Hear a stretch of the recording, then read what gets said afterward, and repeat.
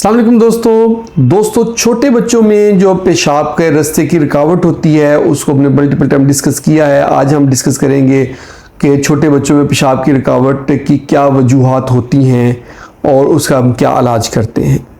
एक है पैदाइशी तौर पे, जब बच्चा पैदा हुआ है, पैदा होते ही उसका पेशाब का रास्ता तंग है, यानी कि उसकी दार बारीक बनती है। उसकी मदर जो है ये केयर टेकर हिस्ट्री देती है कि जब भी बच्चा पेशाब करता है बच्चा रोता है और पेशाब की दार बहुत बारीक होती है, बच्चे को तकलीफ़ होती है। यूजुअली ये पैदाइशी प्रॉब्लम होता है और इसमें दो चीज़ें हो सकती हैं। एक इसमें मीटल स्टेनोसिस हो सकती है, यानी कि पेशाब का रास्ता आगे से तंग है। दूसरा हो सकता है पोस्टीरियर यूरिथ्रल वेल्व PUV, यानी कि ये इसमें पेशाब की जो नाली है, जो यूरिथ्रा है, उसमें एक झिल्ली बनी होती है। उस झिल्ली की वजह से ये प्रॉब्लम आ रही होती है कि पेशाब रुक रहा होता है। तो जिनका जो मीटल स्टेनोसिस होती है, मीटस टाइट होता है, उनमें तो मीटस खोल देते हैं, और जिनकी झिल्ली आ रही होती है उन कैमरे के साथ एंडोस्कोपिकली झिल्ली को काटते हैं। इसके अलावा जिन बच्चों के खतने नहीं हुए होते उनका प्रीप्यूस जो होते हैं, खतने वाली जो जिल्द है वो बहुत ज़्यादा ऊपर टाइट चढ़ी होती है, उसको फिमोसिस कहते हैं। उसकी वजह से भी कुछ बच्चों में पेशाब की रुकावट होती है, वो तो वाज़ेह नज़र आ रही होती है। ऐसे बच्चों में जब खतने हम कर देते हैं तो मामला ठीक हो जाता है। तो बात रह जाती है उन बच्चों की, यानी कि जिनमें थोड़ा सा रिलीजियस पॉइंट ऑफ व्यू से, जैसे क्रिश्चियन है या हिंदू बच्चे हैं जो पेरेंट्स खतरे नहीं करवाना चाहते, तो उनके फिर हम खतरे नहीं करते, उनके हम डॉर्सल स्लिट कर देते हैं। यानी कि डॉर्सम ऊपर वाले जो हिस्सा होता है प्रीप्यूस का, स्किन का, उस स्किन को हम काट के खुला कर देते हैं, रास्ता खोल देते हैं। जिल्द ऊपर ही रहती है लेकिन वो टाइट नहीं होती, आगे से उसको मुंह खोल देते हैं।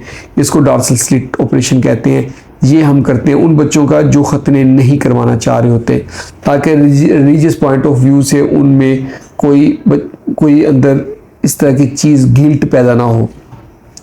तो इसके बाद हम थोड़ा सा आगे वाली एज पे आ जाते हैं। जैसे 4-5 साल के जो बच्चे होते हैं उनमें समटाइम UTI डेवलप हो जाता है। पैम्पर जो लगाते हैं बच्चे ज़्यादा टाइम तक, उनमें उसकी वजह से UTI से जो प्रॉब्लम होती है तो एंटीबायोटिक देते हैं तो रास्ता खुल जाता है।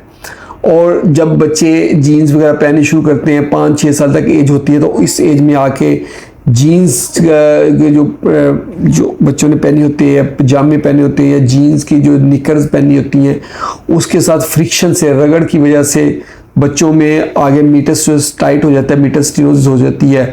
तो उसके लिए हम एक छोटा सा ऑपरेट करते हैं, मीटोप्लास्टी, या मीटस को हम थर्मामीटर की जो चूंच होती है उसके साथ खोल देते हैं। फिर घरों से कहते हैं रोज़ाना थर्मामीटर इन आउट करें, अंदर बाहर एक दफ़ा थर्मामीटर कर दें, तो उससे रास्ता फिर दोबारा बंद नहीं होता। दोस्तों ये याद रखना चाहिए कि जब मीटल स्टेनोसिस को हम ऐसे शार्पली थर्मामीटर से खोलते हैं तो वो अगर उसको रोज़ाना नहीं खोलेंगे दोबारा बंद हो जाएगा।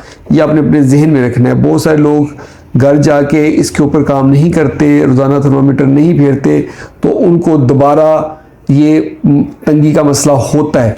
इसके अलावा थोड़े से बड़े बच्चों में अगर आ जाएँ, 7-8 साल तक जाएं, तो स्टोन फॉर्मेशन के चांसेस काफ़ी बढ़ जाते हैं। गुर्दे से स्टोन आके नाली में फंस जाता है, या मसाने में स्टोन बन के मसाने से नीचे नाली के अंदर आके फंस जाता है और पेशाब की रुकावट हो जाती है। ऐसे बच्चों में हम एमरजेंसी पेशाब की नाली लगाते हैं और एमरजेंसी सॉल्व कर देते हैं। उसके बाद कैमरे से या कट लगा के, अगर बड़ा स्टोन तो कट लगा के, छोटा हो तो कैमरे के साथ हम स्टोन को रेज़ा करके निकाल देते हैं और एमरजेंसी सॉल्व कर देते हैं।